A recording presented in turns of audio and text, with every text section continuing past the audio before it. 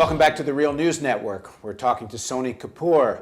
Sony is Managing Director of Redefine, Rethinking Development, Finance and Environment, an international think tank promoting financial system reform, and he used to work at Lehman Brothers and had an inside view of Wall Street. Thanks for joining us again, Sony. You're welcome. So in the first segment of the interview, we talked about three very straightforward but rather powerful things that could be passed as public policy that would limit the power of global finance capital. Number one, we said a Tobin tax, which essentially tax international speculative trading at some point, under 1%, more than 1%, depending how much effect you want to have.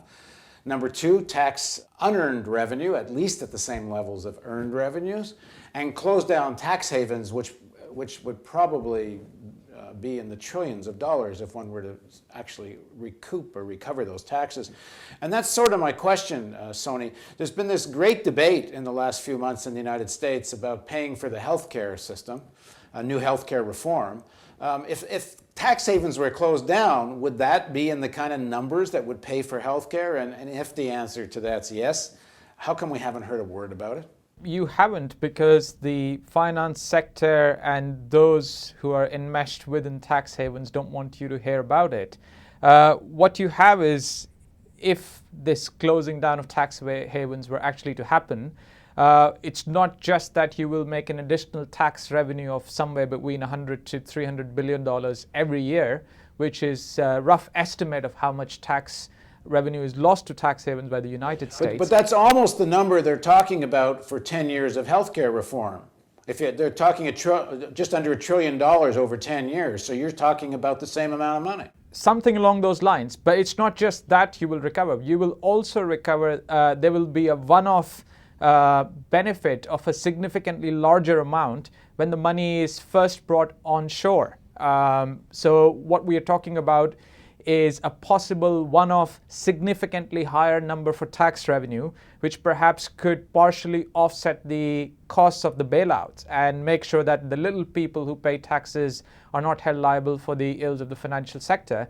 And in addition to that, a recurring increase in tax revenue, which could go towards funding at least some, if not all, of the costs of providing healthcare, universal healthcare in the United States. In Ramanay's article, he says this. Here's another quote. Financial globalization is a law unto itself. It's established a separate supranational state with its own administrative apparatus, its own spheres of influence, its own means of action. That's to say the International Monetary Fund, the World Bank, the Organization for Economic Cooperation and Development, and the World Trade Organization. Do you agree with that statement? And also, to what extent is it a law unto itself, even within the United States? Well, the statement sounds a little bit too conspiracy theory-like for me. I'm more nuanced in my opinion.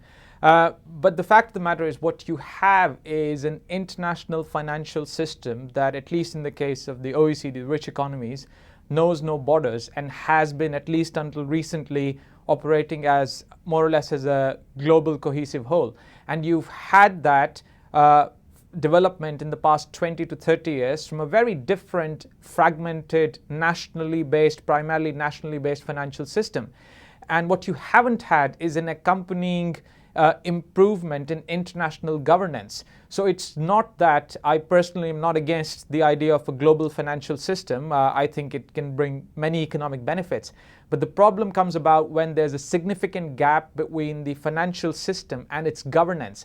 Governance of financial system has stayed firmly national, whereas the international financial system itself has become completely international. And it's this gap which causes many of the problems we have seen, because it's these regulatory gaps combined with the dark spaces, the secret spaces offered by tax havens, which allow banks and financial institutions to build up risks unseen, to do tax arbitrage, not pay their fair share of taxes, as well as to do other things which are going to cause systemic risk and pose risks to the rest of society. Well, I think I don't think he's really talking conspiracy, like one of the examples he gives, but I'll give a more current example because it's on our website today. We're a Canadian mining company after doing some beginning of exploration and preparation in El Salvador, the El Salvadorian government, under public pressure, decided that people in the area really didn't want a gold mine and won't give them a permit. And now the Canadian mining company, even though they're not a member of, I think it's CAFA, the Central American Free Trade Agreement, through an American company, they're suing the government of El Salvador for millions of dollars to try to force them to give them permits using the World Trade Organization and free trade precedents, essentially to overcome the national law, which they don't want to give the permit. And that's, I think, what he's talking about, where the national states, especially smaller states, are losing the power to resist what big finance capital wants. Well, that is absolutely true. But the important thing to remember is that this pooling of sovereignty, or this international movement of capital, can also significantly benefit the people in these small economies. So the concept is not problematic, but the way things have happened and the reality of messy politics, the reality of small states not having a proper voice at the International Monetary Fund or the World Trade Organization or at the World Bank, it's that way the problem comes about. The United States can pretty much, at least until recently, punch left, right, and center above its weight or at its weight, and get the IMF and the World Bank and the WTO to bend to its will.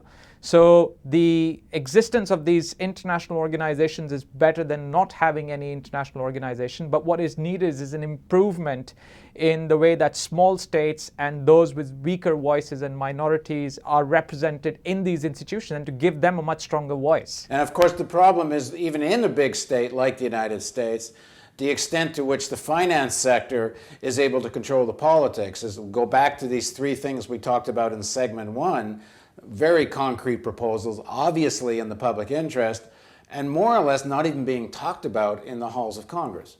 What I like to say to some of my colleagues who complain about the problems with global governance is that even in a